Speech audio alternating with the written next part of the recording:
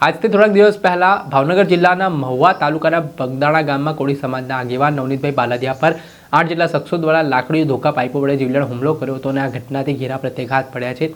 ન્યાયની માંગ ઉઠી છે અને આ સમગ્ર મામલાની તપાસ હવે એસઆઈટી દ્વારા કરવામાં આવી રહી છે। જોકે 5 દિવસ કરતાં વધારે સમયથી એસઆઈટીએ ફર્ધર રિમાન્ડ પણ આરોપીઓના મેળવ્યા હતા, તપાસ કરી હતી। જોકે હજી કોઈ સ્પષ્ટતા કે ખુલાસો છે તે એસઆઈટી દ્વારા મીડિયા સમક્ષ કરવામાં આવ્યો નથી। ત્યારે કોળી સમાજના કેટલાક આગેવાનો છે તે એસઆઈટીની કામગીરી સામે પણ સવાલ ઉઠાવી રહ્યા છે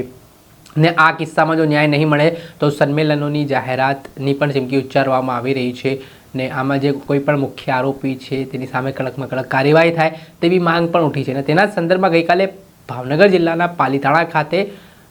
જિલ્લા પંચાયત, તાલુકા પંચાયત અને સરપંચોની એક મહત્વપૂર્ણ બેઠક મળી હતી, જેમાં કોળી સમાજના આ સભ્યો છે તે ઉપસ્થિત રહ્યા હતા। તેમાં નવનીતભાઈ બાલદિયા પર હુમલાની ઘટનાને લઈને ચર્ચા કરવામાં આવી હતી અને ન્યાય માટે કઈ રીતની આગળની રણનીતિ ઘડવી તે માટે ખાસ ચર્ચા પર ભાર આપવામાં આવ્યો હતો। ત્યારે આ ઘટનાને લઈને જે કોળી સમાજના આગેવાન છે તેમણે શું આક્ષેપો પોલીસની કામગીરી સામે કરી રહ્યા છે